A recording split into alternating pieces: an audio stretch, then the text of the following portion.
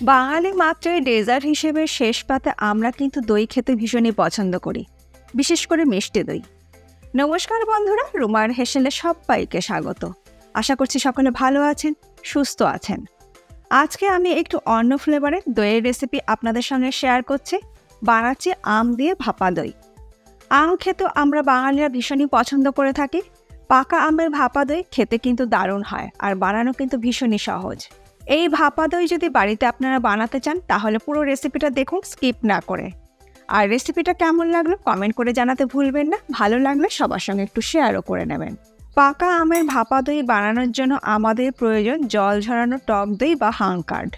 তার জন্য একটা ছাঁকনির ওপরে সুতির একটা পরিষ্কার কাপড় রেখে তার মধ্যে দিয়ে দিলাম ঘরে পাতা টক দই 500 গ্রাম। আপনারা কিন্তু বাজারে কেনা টক দই অবশ্যই ব্যবহার করতে পারেন। টক দইয়ের এক্সট্রা জলটাকে ঝরিয়ে নেব। 30 থেকে 35 মিনিট বা এর থেকে বেশি সময় ধরে এইভাবে যদি টক দইটাকে রেখে দেওয়া হয় তাহলে টক দইয়ের এক্সট্রা জলটা কিন্তু ঝরে যাবে। অপর দিকে একটি মিক্সিং জারের মধ্যে আমি নিয়ে নিলাম ছোট ছোট টুকরো করে কেটে নেওয়া একটি পাকা আম।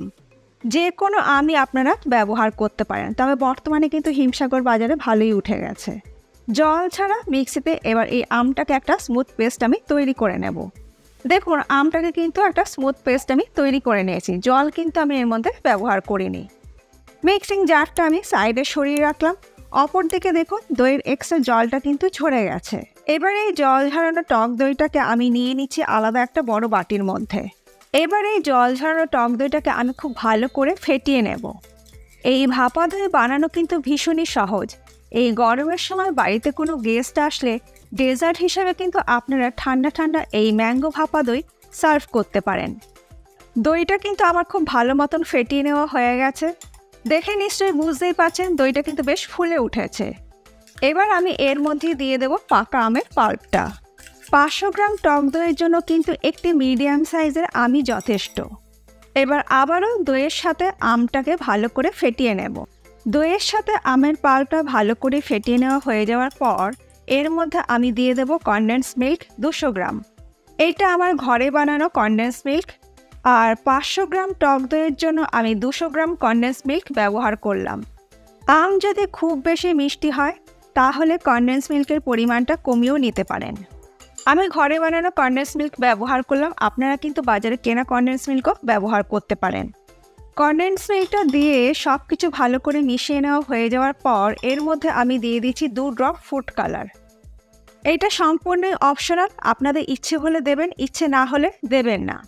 আপনাদের ইচ্ছে হলে কিন্তু আপনারা এর মধ্যে 2 ড্রপ ম্যাঙ্গো এসেন্সও ব্যবহার করতে পারেন, তবে আমি আর করছি না। ফুড কালারটা দেওয়ার পর সব কিছু আর একবার ভালো করে মিশিয়ে নেওয়া হয়ে যাওয়ার পর এবার আমি একটা কেক টিন নিয়ে নিয়েছি দইটাকে জমানোর জন্য। কেক টিনের মধ্যে সামান্য একটু ঘি আমি দিয়ে দিলাম। ঘিটাকে দিয়ে কেক টিনের গায়ে ভালো করে আমি ব্রাশ করে দিচ্ছি। ঘিটা দিয়ে ব্রাশ করে দেওয়ার পর ওপরে আমি একটা বাটার পেপার দিয়ে দিচ্ছি। আর বাটার পেপারটা দেওয়ার পর বাটার পেপারের ওপরে একটু ঘি দিয়ে আমি ব্রাশ করে দিচ্ছি। অ্যালুমিনিয়ামের কেক মোল্ড যদি না থাকে সেক্ষেত্রে আপনারা ঘরে থাকা স্টিলের বাটি বা টিফিন বক্সের মধ্যেও কিন্তু এই ভাপা দইটা সেট করতে পারেন। আর বাড়িতে যদি বাটার পেপার না থাকে কোনো অসুবিধা নেই, যে পাত্রে জমাবেন তার মধ্যে একটু সামান্য ঘি ব্রাশ করে নিলেও কিন্তু হয়ে যাবে। এবার আমি দইয়ের মিশ্রণটা কেক মোল্ডের মধ্যে ঢেলে দিচ্ছি। আপনারা কিন্তু ঘরে থাকা ছোট ছোট স্টিলের বাটির মধ্যেও কিন্তু জমিয়ে নিতে পারেন। পাত্রটাকে একটু ট্যাপ করে দিচ্ছি যাতে ভেতরে কোনো এয়ার বাবলস ক্রিয়েট না হয়ে যায়। এবার এই কেক মোল্ডটাতে আমি একটা অ্যালুমিনিয়াম ফয়েল পেপার দিয়ে কভার করে দিচ্ছি। অ্যালুমিনিয়াম ফয়েল পেপার যদি বাড়িতে না থাকে কোনো অসুবিধা নেই, একটা স্টিলের প্লেট দিয়ে ঢাকা দিয়ে দিলেও কিন্তু হয়ে যাবে। এরপরে দইটাকে স্টিম করার জন্য কড়াইতে দিয়ে দিচ্ছি পরিমাণ মতন জল। জলটা দেবার পর কড়াইয়ের ওপরে একটা ছিদ্রযুক্ত পাত্র রেখে তার মধ্যে কেক মোল্ডটাকে রেখে ঢাকা দিয়ে গ্যাসের ফ্লেমটাকে মিডিয়ামে করে দিয়ে 15 থেকে 20 মিনিট আমি স্টিম করে নেব। 15 মিনিট স্টিম করার পর আমি গ্যাসের ফ্লেমটাকে বন্ধ করে দিয়েছিলাম। একটু ঠান্ডা হয়ে যাওয়ার পর এবার আমি ঢাকা খুলে দেখিয়ে দিচ্ছি যে আমাদের ম্যাঙ্গো ভাপা দই কীরকম সেট হয়েছে। দেখুন, আমাদের ম্যাঙ্গো ভাপা দই কিন্তু একদম পারফেক্ট সেট হয়ে গেছে। হাতে কিন্তু এতটুকুনো লাগছে না। তারপরও আমি একটা টুথপিক গেঁথে মিডিলে দেখে নিচ্ছি যে কেমন সেট হয়েছে। দেখুন, টুথপিকটা কিন্তু একদম নিট অ্যান্ড ক্লিনই কিন্তু বেরোচ্ছে।